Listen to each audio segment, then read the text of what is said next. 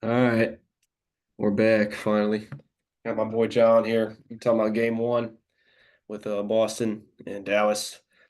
Obviously, they took the 1-0 lead and they really had control of the game the whole time, really, except for the third quarter, except the little run that they made. But really, outside of that, Boston was in control. You guys haven't seen him on here yet, but this is Ja. He hoops in high school. He's a good player, and he knows the game, so he's going to be on here. He's annoying, but he knows his stuff. So, initial thoughts. What do you have, at least Boston wise? What do you think they did right besides getting Porzingis back, which, like you I said, mean, seamlessly he just walked right back in and it was fine. the first thing is I think most people don't realize with the Porzingis thing or don't talk about is the defense. Like Yeah, him coming back was massive rim protection wise.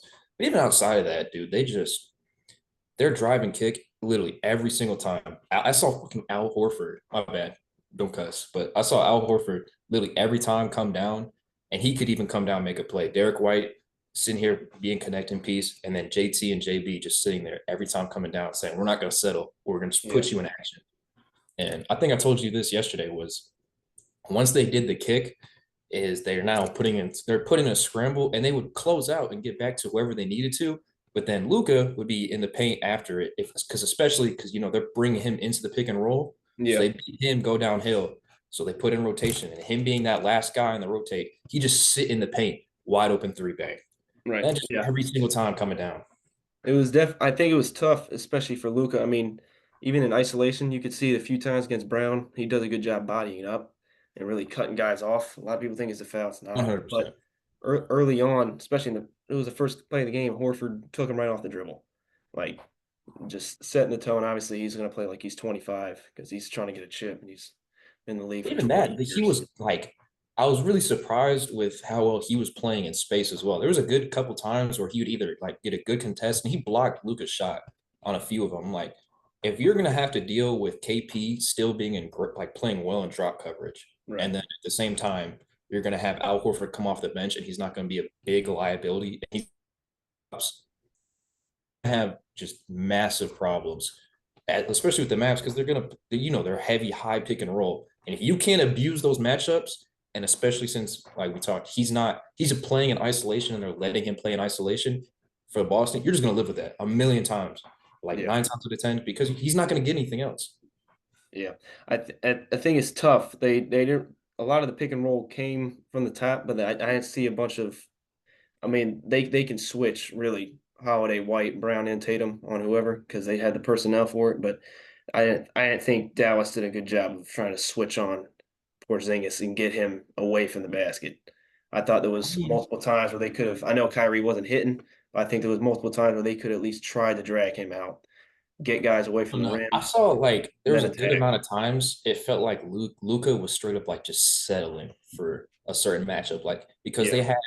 you saw they put PJ Washington, the Boston for the matchup, they put KP on him, and then they had Jalen Brown basically stick for Luca for a majority of the first half, I believe, and then Drew Holiday and Derek White was obviously the primary assignment for him was what you call it. Drew Holiday was on Kai, and Yeah. then JT was on either DJJ or Derek Lively. So Yeah. every time they bring Derek Lively up, you're just switching on a Jason Tatum, and he would settle for that matchup a few times. And then along with that, they would just. I wish that they would go back to this because you remember the double stagger screen they would Yeah. do against Minnesota to force Rudy up into that screen Right. so that they get that matchup. Yeah. Now, what's them? They did it one time in the first half, and they got the KP matchup immediately. And then a few times so that they could avoid the pre-switch, they'd have PJ Washington sit on the wing so that he'd forcibly have to come up from that screen. Yeah. But they did it maybe 3, 4 times, and they just completely went away from it. I'm looking. Why are you settling for these other guys? Even though he's getting a bucket a few times on them, versus you go play KP in space, you're gonna get it. Every time he got KP in space, it was over with. Yeah. That's where you got to play with the numbers game. I know they have that second spectrum with at least with the I know JJ Redick talks about it a lot, but like you said, getting KP out is should be a priority next game. I think Tatum's been an underrated part of their defense, especially with his just the versatility that he brings and being able to guard really almost 1 through 5. Not that the Dallas bigs are super skilled, but obviously he's able to hang in with them there down low. But like you said, that double stagger, I think more actions and of getting guys just moving and getting at least trying to get down or Boston's defense to move. I think that's going to bring could open up a lot more for Dallas. Obviously, it's tough. I don't think they don't have the personnel to outscore them outside of Luca and Irving, who wasn't hitting shots. But I mean, you sometimes you just live with that. He wasn't hitting a few, but I still think that little elevator that they ran, kind of elevator, like I think we were just talking about it, but I mean, they it pretty brought much. Luca up. Yeah, they brought Luca up. And it was miscommunication. He had a wide open three, didn't hit it, but I'm assuming that was not the last part of that action because they were able to bring him up. It was still spaced out. It was like four flat, and I'm assuming you'd bring an opposite big to try and set it and get Porzingis on. They just got to start playing chess a little bit more, and then really trying to seek out That's what I mismatches. mainly expect out of them because they did that against Minnesota. They did it against the Thunder. Yeah, But the main thing though is that you especially want to set off ball with them because JT is a very poor off ball navigator. He's a great on ball defender, but outside of that, he will like fall asleep. You see it a lot of the time. The only guys that you have to worry about off the ball is Drew and Derek White. But you saw right. in the elevator play, they're trying to call it out, figure it out. KP's getting lost, JT gets lost, JB gets lost. And Jalen Brown is even worse when it comes to trying to play off the ball. They will straight up fall asleep. So you saw in the Warriors series, obviously they weren't the same team, but trying to deal with all of that off ball action, they could not handle that for anything. So now if Right. you have an on ball player at the caliber of Luca and you involve off ball action, they're kind of just going to you're going to force them to now start to have to make more decisions, Yeah. especially just if it's going to bring KP in or I mean, whatever favorable matchup you're trying to look for, especially if you're trying to ask Al Horford to try and play Kyrie off ball and help off in action. Yeah. You're gonna get a lot better looks versus just saying, yeah, we're gonna play high pick and roll. I don't even know how many fucking possessions they did that. It Right. was Yeah. I think the off ball thing is gonna be huge. I think they gotta really implement Kyrie more with that, and he's just got to get going. I mean, he's 6 for 19. That's not like him at all. Obviously, he hasn't had a great history of playing Boston. He's lost the last 11. But the thing is what wasn't bad about it was a lot of the looks were like pretty solid. They weren't like yeah, bad looks. yeah, he never really settles or forces any bad shots because he can get where pretty The much thing wherever though he is wants to. that's the worry. Like even if he starts to knock down some of those shots, I don't know if that's going to be enough. The really big thing is when the Mavs are at their best is one when they're getting those lobs, and the second thing is when all those other guys are starting to get easy open threes. The thing is Boston is just refusing to get that. So you could have Luca, he gets another 30, 35 point game, and then Kai comes along with 25, 30. That's still probably not going to be enough to compete with them. You're still probably going to be Yeah, down 10 going into the fourth quarter. yeah. That's So yeah. That's definitely tough there. I mean, it's rough. They got just so much more talent offensively. Like you're gonna stick with them for the most part, shooting wise, or no, but yeah, you're not. no, Especially how they just were hitting I mean last night. they had good looks though. They were really just missing shots. These two teams are the highest volume from three, I think, and Yeah. Boston I obviously. believe they're also the two highest per like shooting percentage as well. Yeah, and Boston, they're going to get up a ton, but you can't leave any of them. So it's like the previous two series with Dallas, you could leave Gobert. The series before, you could kind of not really Well, they play left off of. Giddy. They Yeah, left yeah, Giddy a you lot could of sit those. off Giddy, but you can really just sit off Josh Giddy, who really wasn't doing much outside of nothing. I mean, but Even with now it's them too different. is they brought in Case and Wallace and all those other guys Isaiah off the Joe. bench, and they just stopped hitting. They literally just stopped Yeah, hitting. So you could live yeah. with it. So now it's different. Luca has been used to sitting off of guys when he's defending, and now you got to guard a 38 Al Horford who can still take it off the bounce for some reason, and then just all the other crap. So like on paper right now, it really could end up being 4-0. I think it's tough for Dallas to really figure out something because I think no matter how good of a game plan you have, Boston is gonna probably end up hitting more threes than you. probably almost every game. And you're Yeah. definitely going to get up at least more, but because they love getting them up. So if they have a bad shooting night, that's the only way I can see like a Oh yeah, JB. that's the big thing. They're prone to that. I think I told you in the third quarter they had that stint where they went on I think it was a 23-6 run for the Mavs, and they just kept settling and it was like I remember Yeah. watching it's like 5 to 6 possessions straight, all top like above the break or top of the key threes. And Hmm. if you're gonna live with that, you're gonna say you're only getting that, and they're like maybe 5, 10 seconds in the shot clock, off the dribble, not in rhythm. You live with those shots. But when Yeah. you have what happens right after that, JB and JT, they put their head down, they get down to the rim, put in rotation, swing, Correct. open three. So Yeah. if you're the Mavs, you just allow those. Yeah. But I mean, the big thing is even if you implement the off ball stuff, even if they start missing shots, the real big thing, like I said, is it's just the other guys, and especially the pick and roll game. I don't know how you felt about it, but I saw Kristaps like straight up basically blow up any type of lob threat or like he was basically playing that better in space than Rudy Gobert, which is insane to me. Yeah. And it's just the crazy impact that he brings. Like I think a lot of people forget like how good Boston was with him, and now that he's back, he's just he had what 3 or 4 blocks. Jeez, he had three He or had four like I blocks. think he had 2 or 3 in the first quarter. Yeah, 2 or 3 in the first quarter, I think, and but he still altered probably Oh yeah, five way five more. to seven. So it's like he's affecting shots. He's affecting people attacking the rim. Even Luca. It's difficult to get into the paint with him just sitting down there. So it's like they have to figure out something else. And Yeah. that kind of brings me to Derek Jones Jr. He hasn't. I know it's been one game. He hit 1 3 in the beginning of the game, but they're sagging off of him. He's very They're 50-50. yeah. So he's really hit or miss. So it's tough with him.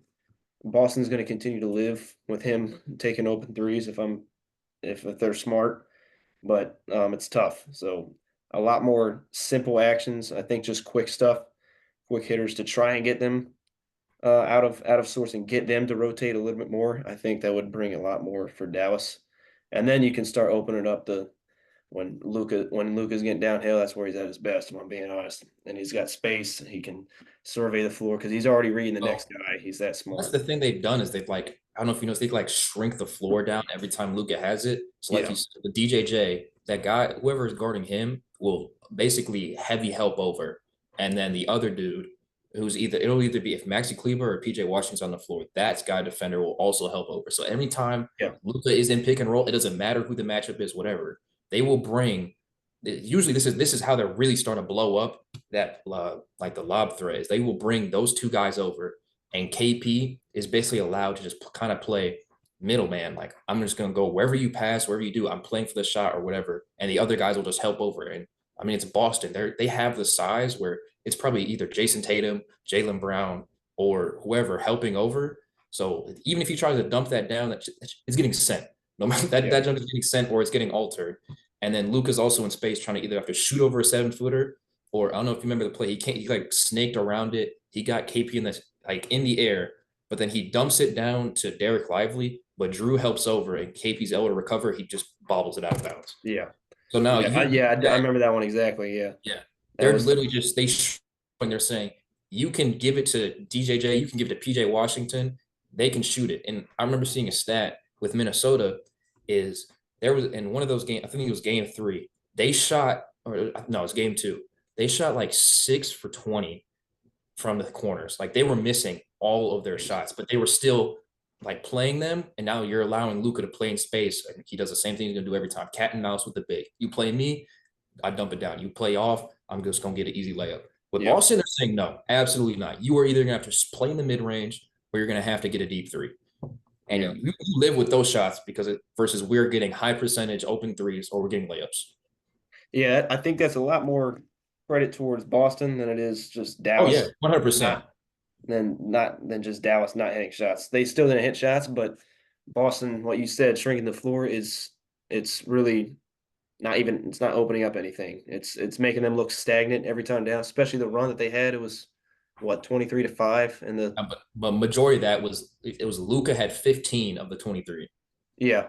But I think the run after it, there was either that one in the third or the one in the first half, but they just the offense just looked terrible. There was a few where they would just swing around their wings, and then they would just it looked like just one-on-one ball. So they can, and then you're Pretty not going to much. take and PJ Washington's not going to take Drew Holiday or Derek White off the dribble. So that's tough. So, but it's going to come down to hitting shots for Dallas. I can't see them really doing too much anything different. Like Yeah, Boston they just they don't have the personnel that yeah, Boston does.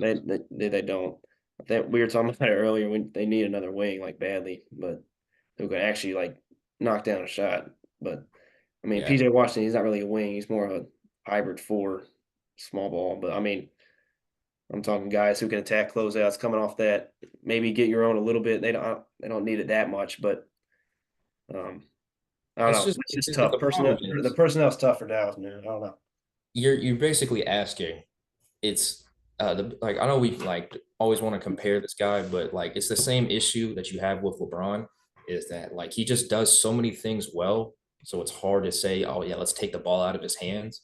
But the Yeah, problem is you do that later on in the playoffs, teams just focus solely on you, and if everybody else isn't in rhythm, then they're just going to say screw it. We're going yeah, to just pay all our attention to you, whether you score or whatever way, but we're taking away something. So that's just you just kind of need something else there. And I don't know if they really have that. You're basically at this point, if you're the Mavs, you're basically saying we need you to have at least like a 35-point triple double every game for us to win. And then yeah, Kyrie has to be the exact same with incredible efficiency. And PJ Washington, I did like the wrinkle where they started adding in like post ups and all this other stuff. There's like little stuff like that. And then the matchups with KP. Like there's little adjustments they can make. But like you said, it just comes down to like shot, how many shots do they hit, and how well do those two play. right. But Yeah, like, but if it ends up being this same thing where you just live with Luca and you live with them, these other guys making shots, you might have one, maybe two games where the Mavs just they shoot well, the Celtics shoot bad or even mediocre, and yeah. then Luca just goes off. But outside of that, it's just they're it's going to be so hard to try and keep up with the Celtics. I think when I was watching a video, do you know Hoop Venue? He does like a lot of the breakdowns and stuff. Maybe. He said this really good thing is like really the only way that the Celtics lose is they just have to shoot themselves in the foot like they have before, where they Yeah, take too many threes, they settle too much, they start to fall asleep on defense. You shoot contested mid range jumpers trying to be Kobe, and that's just literally it. Outside of that, they play the way that they played in like normally. They play as a team, especially Jason Tatum sitting there saying, "I don't really need to win." Then there's just not much you can yeah, do. It's that yeah. good of And a team. I they understand that too. I forget. I think it was JJ Redick said it. I forget somebody on Boston said it, the main word for them was sacrifice. I mean, you can see it. Like there's not a single guy was over 25. Not that that's bad, but they had shoot all five starters were over 15. I know Yeah, Tatum I didn't shoot mean, particularly well. He turned the ball over, like he said, too many times that he wanted to, but see, that's still the just thing too. balanced. I mean, Like the only way the other thing too is outside them shooting the foot is that you kind of have to turn you have to turn JB and Jason Tatum into decision makers because they are as good as they are and how much they improve, they are just not good decision makers. So if you watch Denver play them in the regular season, every time Jason Tatum would come off a pick and roll, they're either trapping, they're hedging, something to force him to make the read out of it, and they'll bring either someone to tag the roll or whatever. But they're yeah, saying, we're not going to let you get downhill. We're not going to let you do anything else. We are going to say, you need to make a certain pass, and we're rotating out of it, and we'll yeah, live with the results. And the same thing with Jaylen Brown, because Jaylen Brown is even worse of a decision maker. He's really just a raw scorer. And you see with the Heat, they do the exact same thing to them every single year. So the thing is, though, is that the problem is that the Mavs don't necessarily have that personnel. They're a great defense, but they don't have the personnel to rotate like that. They don't have the personnel to come in and we're going to say we're going to trap you every time coming out of it, and we're going to be able to rotate and tag outside of that. yeah, Versus even with like the Nuggets, who I felt would probably be the best matchup for Boston, is that they are the best at rotating behind the play. They can hide Jokic very, very easily. But yeah, you can't really hide Luca because he's more of a perimeter oriented like player. He's not giving you any rim protection. He's just gonna kind of play passing lanes and do his best in space. And so it's just I really just kind of have to see game two. I don't know where you exactly go from this. I'm curious to see what they do to kind of like mitigate this. Yeah. I I don't know where they go either. I think you can adjust a little bit. There's a few wrinkles like you said that you can put in, but at that point, I think you're just trying to get creative a little bit. Like Boston just they just have too many guys, especially on defense. I don't know what else supposed to do except for really just lock in. Like there's other than that, I mean, you can't help off anybody because Porzingis is going to shoot it from 35 feet and hit the back of the net, just drop straight down. And but I think I was talking about it. Like, he shoots most of his shots beyond 30 feet. That's yeah, his insane. average like um what was it? Freaking the shot length. I Yeah. think that's what it was. But I think Doris Burke said it. It was like 27 feet throughout the Yeah. whole year. Like that's It's insane. just ridiculous, man. And then the post ups that we were talking about, like he is the most efficient post up scorer in the NBA this year. And maybe no, That's because yeah, they hunt matchups. They're literally saying every time coming down the floor, we're gonna hunt for a mismatch. So exactly. It's the smart. problem is that like it's you really can't do much against that because if you're gonna just sit there and you're gonna say if you switch, you're gonna give them the matchup. If you try to not go over, if you try not to, right? It was the I think it was a drag screen or something, but you had KP on the block and they had someone try to come set a screen for him and they had Derek Lively fight over. And Derek Lively, he's not going to be able to get through a screen every time. So he just turns the corner, goes easy, dunk. Yeah, So the problem is you have to either live with them playing through screening action or you're going to sit there and give them a matchup every time. yeah. So it's just, I don't know, man. Because I like they said, they can all create. So yeah.